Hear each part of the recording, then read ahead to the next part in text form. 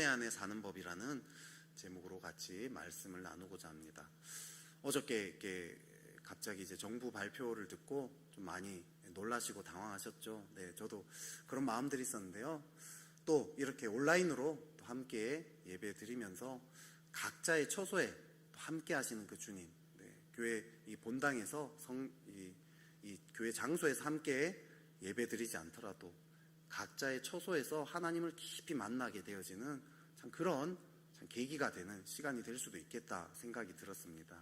우리 각자의 처소에서 주님을 깊이 만나고 주의 그 임재 안에 이 은밀한 그 골방에서 주님을 만나는 참 그런 시간으로 잘 활용할 수 있도록 그렇게 또 기도하며 준비하며 가면 좋겠습니다. 오늘 은혜 안에 사는 법이라는 제목으로요 같이 말씀을 나누고자 하는데요. 사랑에 대한 이야기를 좀 나누고자 합니다. 인간은 언제 이렇게 행복합니까? 사랑받을 때 행복하지 않습니까? 인간의 근본적인 이 근원적인 목마름은 사랑에 대한 목마름입니다. 사랑이 채워져야지만이 인간은 행복할 수 있습니다. 어떤 사람이 이렇게 얘기할 수 있어요. 아니에요, 저는 사랑보다는 성공을 원합니다. 이렇게 이야기할 수도 있는데요. 그러면 그 사람은 왜 성공을 하려고 할까요? 성공 자체가 목적인 사람은 아무도 없죠. 온 힘을 다해서 노력해서 성공했는데 주변에 아무도 그 사람을 사랑해주지 않는다면 그 성공은 아무런 의미가 없습니다. 그 사람은 오히려 불행하겠죠. 성공은 이 성공 자체가 목적이 아니라 성공을 통해서 사람들에게 사랑받고 사실 존중받기 위해서입니다. 그렇다면 반대로 우리는 언제 우울할까요? 언제 별로 살고 싶지 않아, 나 너무 비참해, 이런 생각이 들까요? 배고플 때? 네. 배고플 때 우리는 오히려 더 열심히 먹죠. 네. 교촌 허니콤보 먹습니다. 인간이 이렇게 죽고 싶을 때는 무시당할 때, 존중받지 못할 때, 그럴 때입니다. 누군가 지속적으로 나를 무시하고 모욕을 준다고 한번 생각해 봅시다. 이 바보야, 이 멍청아, 이 병신아, 이런 말들을 꾸준히 계속해서 반복해서 들으면 어떻게 될까요? 너는 태어나지 말았어야 해, 내 실수로 태어난 거야, 이런 말을 어릴 때부터 반복해서 들으면요 살아갈 소망을 잃어버리게 됩니다. 심지어 죽음도 생각하게 되는 거죠. 매년 인터넷 이 자살 사이트를 통해서 죽는 청소년들이나 또 마약이나 성매춘으로 자기를 학대하면서 살아가는 그런 아이들 대부분이 이 깨어진 가정의 아이들입니다. 또 부모님들로부터 학대나 폭력을 당하고 자란 그런 아이들이라는 통계가 있습니다. 인간은 존중받지 못할 때, 있는 모습 그대로 받아들여지지 못할 때, 그때 살아갈 소망을 잃어버리죠. 죽음까지도 생각하게 됩니다. 지금 우리가 살아가고 있다는 것, 이것은 사랑받고 있기 때문입니다. 혹은 누군가가 나를 사랑해 줄 거라는 어떤 이 소망이 있기 때문이라는 거죠. 이 사랑에 대한 목마름은 인간의 근원적인 목마름입니다. 하나님 인간을 그냥 그렇게 지으셨기 때문입니다. 그렇기 때문에 우리는 사랑을 받아야 합니다. 근데 어떻게 사랑을 받을 수 있을까요? 사랑을 받기 위해서 우리가 취할 수 있는 조치는 두 가지입니다. 첫째로는 행위로 사랑받는 것, 둘째로는 존재 자체로 사랑받는 것입니다. 먼저 행위를 통해서 사랑받는 것을 한번 이야기해 봅시다. 사실 행위를 통해서 사랑받는 것은 우리 인간의 본성이에요. 사랑받기 위해서 어릴 때부터 노력하는 거, 이런 거 우리는 배워왔습니다. 어린아이는 본능적으로 예쁜 짓을 하죠. 자기가 웃으면 주변 사람들이 좋아한단가, 그래서 예쁜 짓 이런 거 아무도 안 보는데 이거 하려니까 좀 멀쩡한데 아무튼 이런 걸 하는 거죠. 그래서 주변 사람들이 좋아한다는 걸 본능적으로 알고 그걸 계속 합니다. 부모님께 애교를 부리고요. 또 이렇게 딸들이 아무리 잘못을 저질러도 아빵 이렇게 한마디 해버리면 화를 낼 수가 없다는 거 얘들은 다 알죠. 너무 사랑스럽습니다. 좀 더 커서 학생이 되면 공부를 잘해서 주변 사람들한테 인정받으려고 하고요. 학창 시절에는 친구들에게 인정을 받기 위해서 유머 감각, 또 유머 감각 중요하지 않습니까? 못 웃기면 나는 웃기는 실력이 없어, 그러면 최소한 잘 웃어주려고라고도 합니다. 누가 기분 나쁘게 해도 감정 조절하는 법도 배우고요. 마음 상해도 꾹 참는 거죠. 괜찮은 척, 쿨한 척 이렇게 합니다. 가면 쓰는 법을 배웁니다. 이게 점점 익숙해져서 나중에 가면이 나인지 내가 가면인지 구분도 안 되는 그런 때가 오죠. 그래서 지금 우리 나이 때쯤에는 이미 그런 사람이 됩니다. 내 존재에 그냥 가면이 딱 달라붙어 있죠. 고등학생은 좋은 대학에 가려고 하고요. 대학생들은 좋은 직장에 가려고 합니다. 그런 행위를 통해서 사랑받으려고 하는데요. 이 행위를 통한 사랑을 조건적인 사랑이라고 할 수 있습니다. 행위로 조건을 채워야 사랑을 받죠. 너 말 잘 들으면 아빠가 귀여워하지. 당신이 성공해서 유력해지면 당신이랑 결혼하겠습니다. 레포트 보여주면 너랑 좀 놀아줄게. 뭐 이런 거죠. 제가 아는 사람 중에는요, 결혼할 여자가 공무원에 다니는데 남자는 직장을 못 가진 채 3년을 지낸 거예요. 3년이 넘게 사귀었는데도 이 여자가 이 남자한테 이렇게 선포를 합니다. 오빠가 올해 공무원 합격 못하면 나 오빠랑 결혼 안 할 거야. 나 다른 남자랑 사귈 거야. 많은 젊은이들이 결혼이 깨진 이유가요, 이런 이 조건적인 사랑에 기초하기 때문입니다. 직접 말은 안 하지만 만약 당신을 향한 로맨틱한 이 감정이 계속된다면 나는 당신을 사랑하겠습니다. 이렇게 생각하고 결혼하죠. 근데 여러분, 이 로맨틱한 감정은 3개월, 길면 6개월, 그 이후엔 사라지게 되어 있습니다. 호르몬의 작용이라고 하죠. 부모님도 자녀들에게 이렇게 이야기할 때가 있습니다. 내가 널 어떻게 키웠는데 이 정도는 해줘야지. 쟤 좀 봐라. 넌 왜 그 모양이야? 어떤 조건에 맞는 행위를 할 때 사랑이 주어집니다. 그래서 부모님의 기대에 못 미치는 자신을 자책하고 좌절하고 절망하는 사람들도 많이 만났습니다. 이런 사랑은요, 끊임없이 경쟁을 부추깁니다. 그리고 불안함을 심어주는 거죠. 나보다 사랑받을 만한 행위가 더 많은 사람이 다시 나타날 것 같아요. 우리를 사랑했던 사람이 그 다른 사람을 더 사랑할까봐 두렵습니다.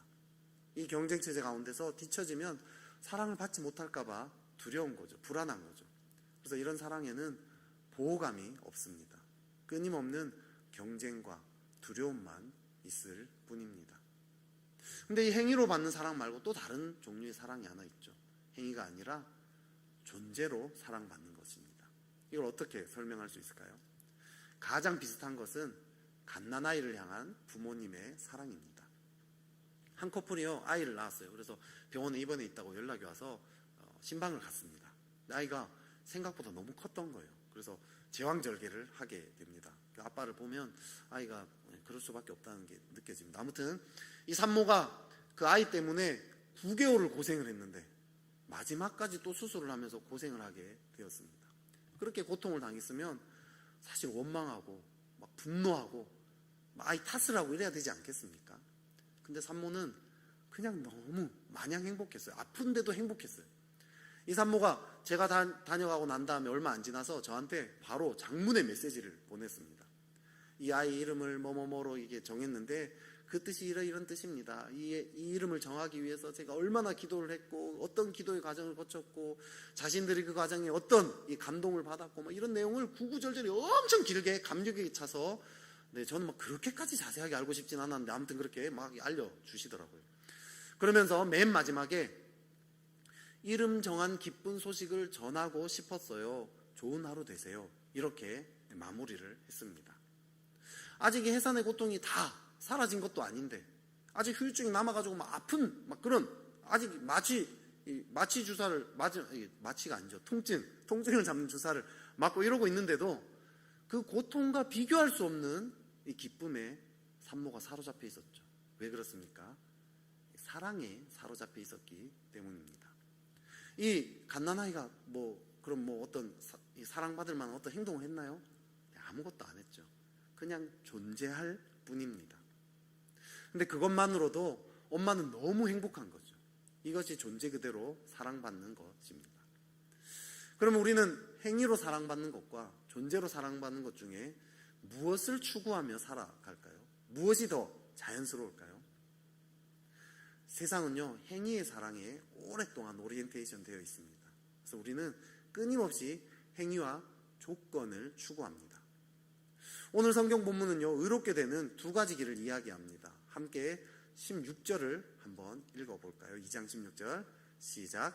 사람이 의롭게 되는 것은 율법의 행위로 말미암음이 아니요 오직 예수 그리스도를 믿음으로 말미암는 줄 알므로 우리도 그리스도 예수를 믿나니 이는 우리가 율법의 행위로서가 아니요 그리스도를 믿음으로써 의롭다함을 얻으려 함이라.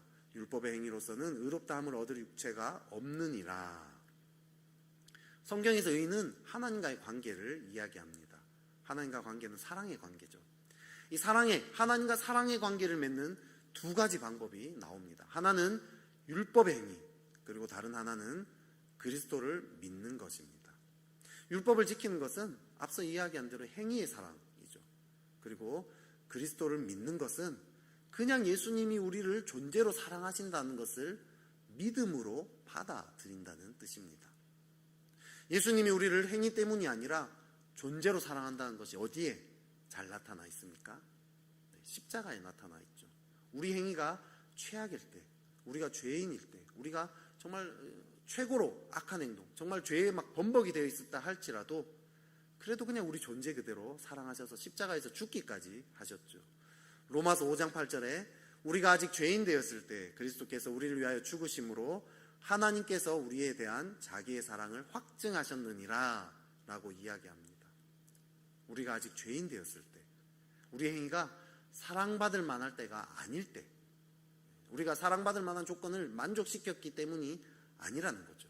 오히려 우리의 행위가 최악일 때, 밑바닥에 있을 때, 그때 우리를 위해서 죽기까지 사랑하셨다고. 이것이 존재의 사랑 아니겠습니까? 갓난아이처럼 그냥 존재하기 때문에 사랑하는 사랑입니다. 우리 그리스도인의 신앙의 가장 근원적인 동력이 바로 이 십자가의 사랑입니다. 우리의 행위나 모습이 최악일 때에도 여전히 우리를 있는 그대로 사랑하시되 그 사랑이 우리를 위해 목숨을 바칠 만큼 그렇게 어마어마한 사랑임을 깨달을 때, 그때 우리의 삶이 변화되는 거죠. 우리가 신앙생활을 하는 이유는 사실 이 사랑을 경험했기 때문입니다. 예배 안 빠지고 헌금도 하고 봉사도 하고 이 모든 이유가 사실 이 사랑 때문이라는 거죠. 이 사랑이 그리스도인 행위의 근본입니다. 근데 문제가 발생합니다. 이 사랑에서 벗어나서 자꾸 변질이 된다는 거죠. 존재로 받는 사랑이 아니라 행위로 자꾸 사랑을 받으려고 합니다. 심지어 오늘 본문에는요, 베드로조차 변질되었다고 합니다. 오늘 본문에 보면요, 야고보에게서 어떤 사람들이 왔다고 합니다. 예루살렘에서 온 이 유대인들입니다. 근데 이 사람들은 유대인은 유대인끼리, 이방인은 이방인끼리 식사해야 된다라고 주장하던 사람인 거죠.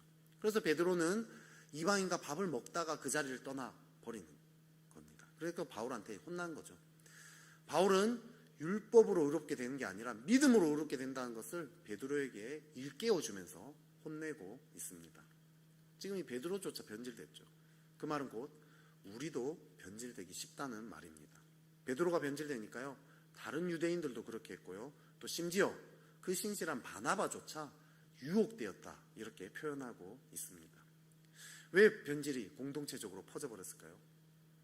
처음에는 하나님의 존재의 사랑, 그 사랑 때문에 신앙이 시작됐는데 어느 순간부터인가 하나님의 사랑을 받으려고 행위로 애쓰고 노력하는 그런 우리를 보게 됩니다. 내가 이렇게 행동했으니까 하나님이 나를 싫어하실 것 같아. 아니, 싫어하진 않더라도 최소한 나와 가까이 하진 않을 것 같아. 이런 생각을 나도 모르게 들었고요.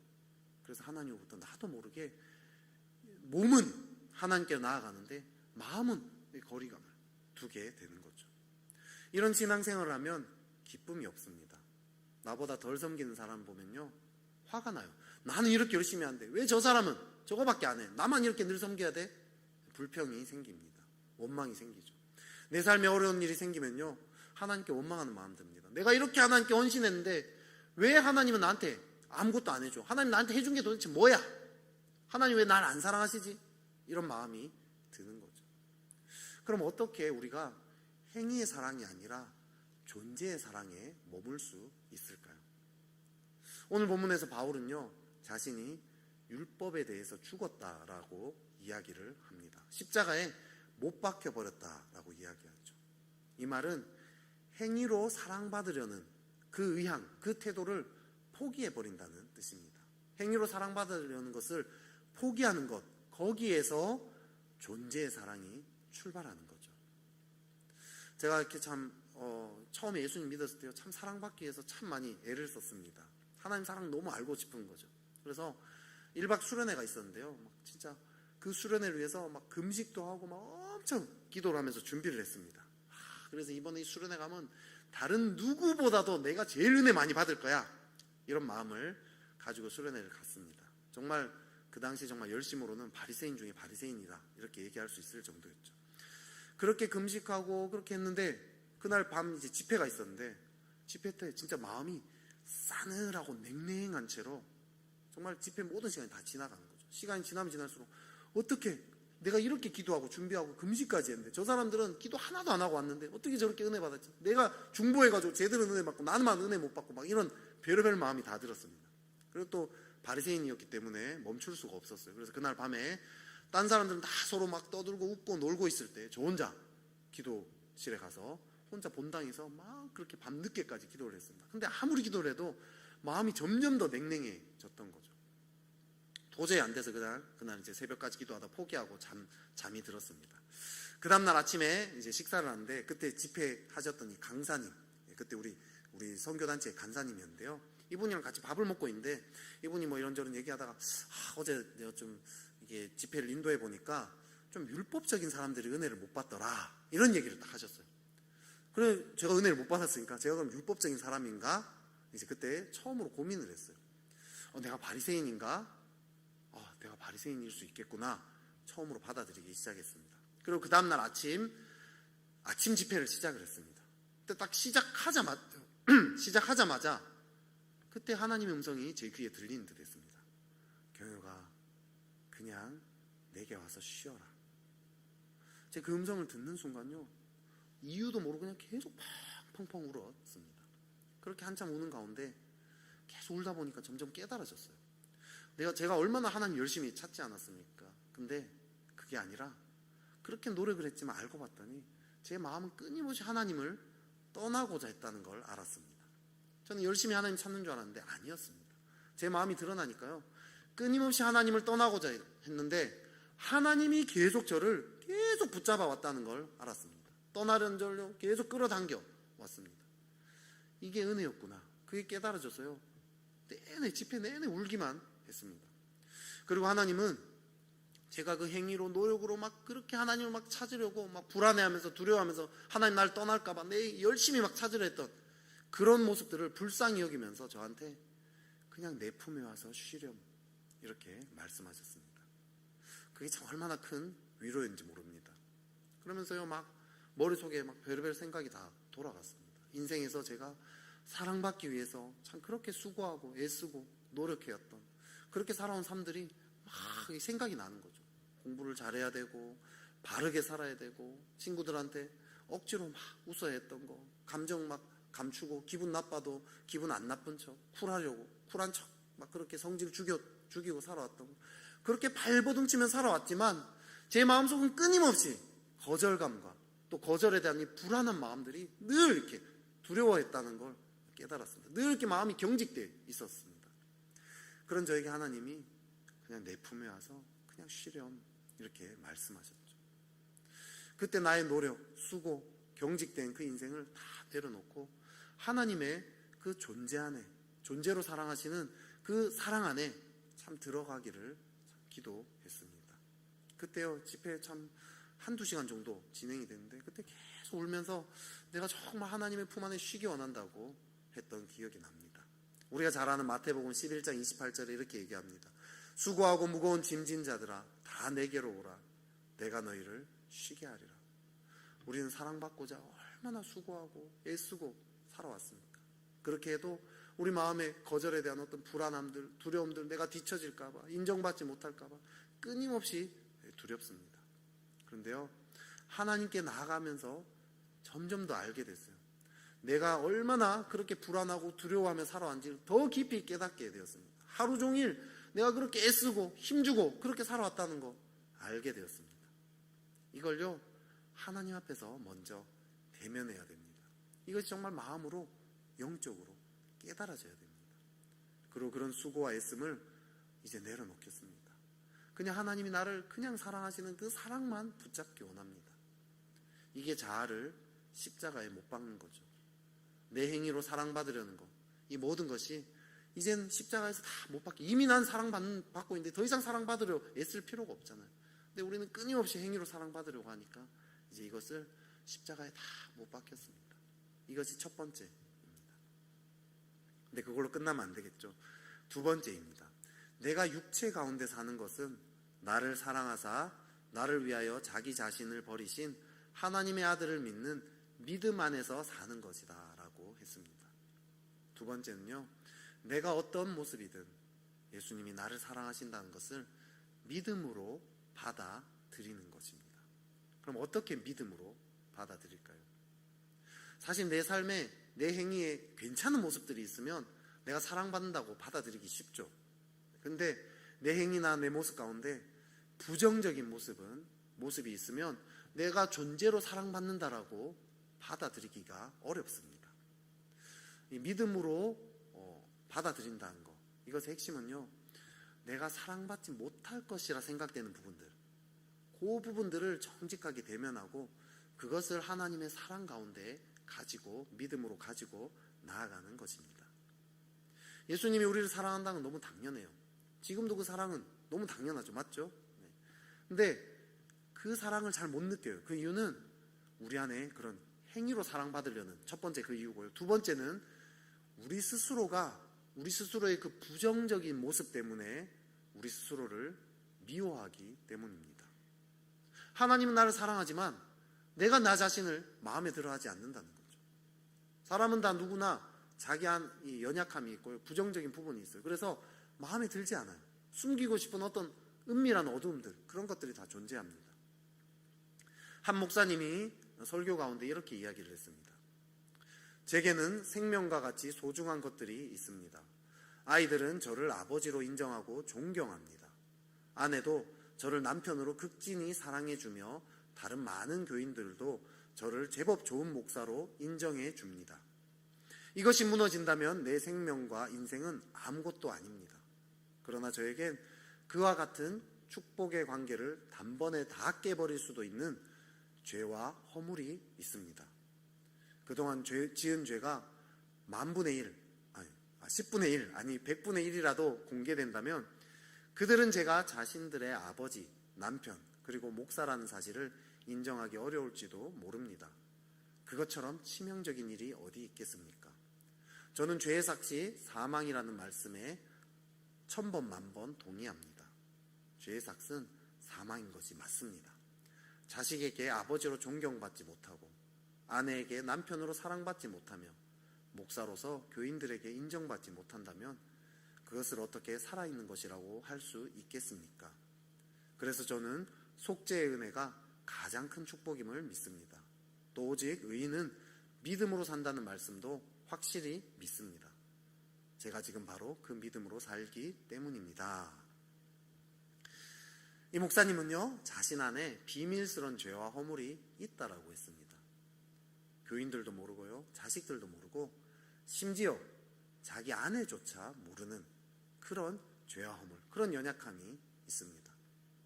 이런 비밀이 들통나면 자신이 버림받을 거라 생각합니다. 하지만 예수님의 은혜를 입었습니다. 그런 자신을 사랑하시는 그 예수님을 믿음으로 살아간다는 거죠. 위 목사님뿐 아니라 누구나 다 이런저런 비밀을 가지고 있습니다. 이런 은밀한 비밀, 은밀하게 감추고 있는 뭔가 이 수치스러운 이런 것들을 감추고 있다라면 그 자기 자신이 사랑스럽게 느껴지겠습니까? 아니면 참 싫은 마음이 느껴지겠습니까? 많은 사람들이요, 나는 나 이런 모습에 실망했어, 이런 모습 좀 고치고 싶어, 나 이런 모습은 주님도 싫어하실 거야, 나는 도대체 왜 이럴까, 그렇게 결단해도 아무리 노력해도 너무 변화되지 않아, 난 너무 실망스러워, 이런 내 모습이 나도 너무 싫어, 이렇게 이야기하는 그런 모습들이 있습니다. 과거 다니는 교회에서 한 청년이 있었어요. 이 청년은 중학교 때 동거를 한 적이 있었습니다. 그때는 교회도 안 다니던 때였죠. 근데 이후에 이제 예수님을 믿게 됐습니다. 그래서 이제 그 과거의 그런 것들을 다 청산했죠. 그리고 오랫동안 그 과거를 두고 오랜 기간 회개를 했습니다. 하지만 주님이 자기를 좋아하지 않을 거라고 믿고 있는 거죠. 아무리 오래 회개해도요, 이 문제만 떠오르면 뭔가 마음이 불편하고요, 가슴이 답답한 거죠. 주님이 자기를 용서하신 거, 그건 알겠대요. 근데 그게 마음으로 잘 와닿지 않는다라는 거죠. 제가 그때 이 친구한테 얘기했죠. 주님은 이미 너를 용서했어. 그런데 너가 너를 용서하지 않고 있어. 과거의 그 잘못을 저지른 자기 자신을 용서하는 기도를 시켰습니다. 기도하면서요, 자신이 그 동거했을 때 그때 그 죄에 대해서 뿐만 아니라 그동안 감추고 숨겨왔던 막 여러 가지 연약함들이 막 깨달아지기 시작한 거죠. 그리고 그런 자기를 얼마나 미워하고 있었는지, 자기도 그렇게까지 미워했는지 몰랐다. 그 미워했던 것들을 다 이제 떨쳐버리고, 주님이 이런 나를 있는 그대로 용서하시고 사랑하시니까 이제 나도 나를 용서하고 사랑하겠습니다. 그 연약함을요, 자신의 그 연약함을 하나님 앞에 고백한다라는 거, 그것도 사실 쉬운 일 아닙니다. 그런데요, 그런 나를 사랑하시는 하나님을 정말 마음으로 믿는 것, 그것도 어려워요. 근데 더 어려운 것은 그런 자신의 연약함과 죄에 대해서 정말 자기 자신을 용서하는 거. 이것도 쉽지 않죠. 하지만 이 청년은요, 믿음으로 그걸 했습니다. 그러면서요, 마음에 답답했던 것들, 먹먹했던 힘들었던 것들이요, 씻겨져 내려갔습니다. 하나님 사랑이요, 이 마음으로만 믿어지기 시작하는 거죠. 마태복음 18장 21절 22절에 보면요, 베드로가 예수님께 형제가 내게 죄를 범하면 몇 번이나 용서하여 주리까 이렇게 물어봅니다. 그랬더니 예수님이 7번 뿐만 아니라 7번을 70번까지라도 하라고 이렇게 얘기합니다. 근데 이 아바의 자녀라는 책을 쓴 브래넌 매닝이라는 이 사람은요, 이렇게 얘기합니다. 이때 누구보다도 용서해야 할 형제는 다름 아닌 바로 나 자신이다, 이렇게 이야기합니다. 그럴 때 하나님의 사랑이 내 안에도 온전케 된다, 이렇게 이야기합니다. 나 자신을 미워하고 싫어하는 마음 있습니다. 사람들 앞에서는요, 쿨하고 괜찮고 멋진 척하지만 사실 우리 깊은 곳에는요, 남들에게 이야기하기 부끄러운 어떤 어려움들, 어두움들이 있습니다. 그런데요, 그 어두운 모습 그대로 주님이 나를 사랑하십니다.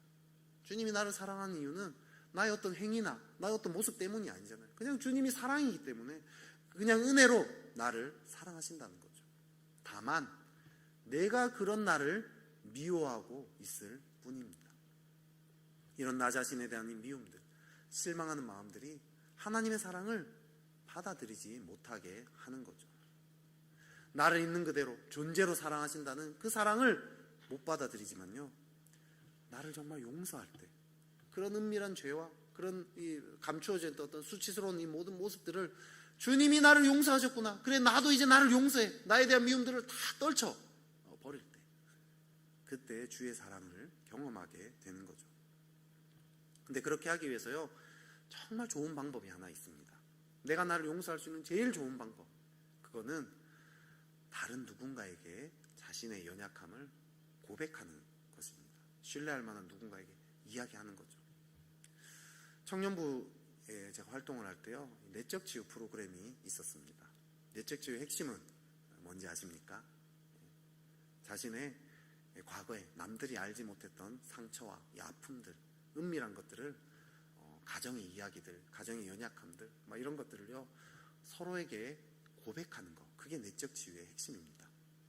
다른 사람들한테 나누면요, 어떤 일이 벌어질까요? 이야, 너 그런 사람이었어? 아우, 정말 부끄러워. 아우, 정말 너랑 같이 못 다니겠다, 이러지 않죠. 그냥 함께 아파하고 울어줍니다. 공감해줍니다. 함께 막 울면서 사실은 나도 그랬어 하면서 막 자기 얘기들이 막 같이 나옵니다. 서로 연약함을 다 이야기하는데요, 아무도 정죄하는 사람이 없습니다. 그러면요, 마음이 활짝 열어집니다. 그리고요, 내가 알지 못했던 내 안에 그 꾹꾹 눌러뒀던 그 감정들이요, 막 터져 나옵니다. 그렇게 내 상처와 아픔에 대해서 생각만 나누는 게 아니라 더 나아가서 이 감정까지 다 터뜨리고 다 나누고 밑바닥까지 다 드러나고 나면요, 그런 나를 여전히 긍휼의 눈으로 바라보는 이 상대방, 그 사람들을 볼 때요, 그 사랑이 나에게 저절로 오는 거죠. 내 연약함이 거절감을 주는 게 아니라 오히려 긍휼히 여기고 사랑으로 바라본 걸 깨달을 때, 아, 내가 정말 존재로 사랑받는구나, 이걸 알게 됩니다. 미움이 사라지고요, 자기 자신이 저절로 용서가 됩니다. 물론 혼자서도 뭐 그걸 고백하고 하나님께 이야기할 수 있어요. 근데요, 한계가 있습니다. 왜냐하면 자기 스스로 이야기할 때는요, 이게 정직에 대한 이 한계가 있기 때문에 이게 감정도 잘 터져 나오지 않아요. 근데 누군가에게 고백한다는 건 뭐죠? 그걸 정말 받아들인다는 뜻이에요. 그걸 정말 인정한다는 뜻입니다. 내 연약함을 정말 받아들여야지만이 이 고백할 용기가 나는 거죠. 내 모습이 부끄럽고 수치스럽지만 내가 그런 사람이라는 거 나 인정합니다. 게다가 그렇게 고백했을 때요, 상대방이 나를 정말 받아주면 어떻게 되죠? 하나님의 사랑, 이 사람도 나를 긍휼히 여기는데 하나님이 나를 사랑한다는 건요, 당연히 믿어집니다. 내가 이런 연약한 거 죄된 모습임에도 불구하고 하나님이 나를 사랑하신다는 게 당연히 믿어지면 하나님께 나아갈 때 마음이 그냥 활짝 열어질 수밖에 없는 거죠. 초대교회 공동체들이 이런 공동체였습니다. 소그룹은 모여서요, 말씀 안에서 자신의 죄와 연약함들, 허물들을 막 나눕니다. 서로 용납하고 안아줍니다. 함께 먹고 마십니다. 존재의 사랑을 한 거죠. 제가 대학 때 처음으로 선교단체 수련회를 갔을 때입니다. 그 당시에 이제 저는 완전 초신자였고요, 고3 수능 끝나고 교회 다니기 시작했고, 대학 1학년 때 한참 방황을 하다가 10월 정도에 예수님 영접을 했습니다. 그리고 이제 2개월 정도 지나서 첫 수련회 갔습니다. 그 수련회는 월요일부터 토요일까지 5박 6일 하는 소그룹별로 함께 진행하는 그런 수련회였어요. 다락방 같은 이제 이런 소그룹이 있었죠. 근데 이틀째 되는 날, 한 자매가 정말 나누기 어려운 자기의 어떤 깊은 상처를 고백을 하는 거예요. 제가 그 얘기를 들으면서 너무 충격을, 저는 그런 분위기를 한 번도 경험해 본 적이 없었으니까, 그때 막 어떻게 저 이야기를 이렇게 사람이 다 대여섯 명인데, 대여섯 명이지만 어쨌든 그래도 이렇게 사람들 앞에서 저걸 고백할 수 있을까 싶었던 거죠. 이 자매는요, 예수님에 대한 믿음이 있었습니다. 그런 상처와 아픔이 있지만 예수님이 자기를 깨끗하게 하셨음을 믿었고요, 그러니까 자기는 흠이 없는 사람이라는 걸 정말로 그 중심에서 믿었기 때문입니다. 이 자매가 나누니까요, 저도 제 인생 깊은 이야기를 태어나서 처음으로 나누게 되었습니다. 소그룹 자체가 다 그런 분위기가 그냥 돼버렸어요. 그러니까 집회 시간에요, 말씀을 듣는데 제가 이미 나눈 것 같아요. 마음이 활짝 열어졌잖아요. 그러니까 말씀이 그냥 심장이 그냥 비수처럼 파파파파 막 꽂히기 시작하는 거죠. 마음이 활짝 열린 채로 듣는 말씀과 피상적인 채로 듣는 말씀은요, 완전히 다른 문제입니다. 그때요, 수련회 때 얼마나 은혜를 많이 받았는지 모릅니다. 그리고요, 그 소그룹이 너무 좋은 거예요. 수련회 끝나니까 헤어지기가 너무 싫어서 끝나는 날이 너무 싫은 거예요. 끝나고 난 다음에 이제 다시 한번 소그룹 멤버들이 애프터를 하겠죠. 다시 모이는 시간인데, 그날이 2주 후인가 이렇게 있었는데 계속 날짜만 세고 있는 저를 보았습니다. 그렇게 기쁘고 그렇게 행복했던 적이 없었습니다. 어떻게 이런 은혜가 있었죠? 공동체 안에서 깊은 나눔이 있었기 때문입니다. 세상에서는요, 자기의 연약함을 이야기하면 안 됩니다. 많은 착하고 순진한 우리 청년들이 취업한 지 얼마 안 돼 첫 취업 직장에 가서 자기 속 얘기를 했다가 이용당하고 뒤통수 맞은 그런 이야기를 몇 번이나 제가 들었습니다. 세상은 연약함 품어주지 않습니다. 이용할 뿐입니다. 그래서 다들 자기의 연약함을 감추기에 바쁘죠. 아닌 척, 자기 문제 없는 척 가면을 씁니다. 하지만 주님을 만나는 자는 가면을 벗습니다. 주님께 가까이 나아갈수록 자신의 연약함을 대면하고요, 그런 나를 여전히 사랑하시는 그 주님을 만납니다. 그 존재의 사랑 가운데 깊이 들어가게 됩니다.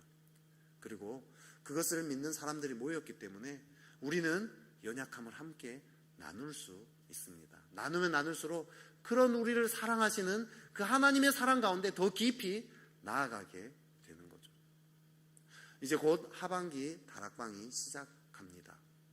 하반기 다락방이 지금 온라인으로 지금 이제 시작이 될 텐데요, 그 가운데 저는 이런 나눔들이 있으면 좋겠습니다.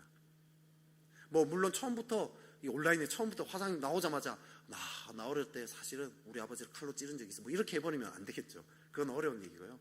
조금씩 관계를 맺어 나가는 가운데 정말 깊은 나눔들, 하나님 사랑 안에서 깊은 나눔들이 있도록 그것을 기대하고 소망하면서 해봅시다. 그래서요, 모두가 이 다락방을 통해서 하나님의 그 존재의 사랑 가운데 들어가기를 기대했으면 좋겠습니다.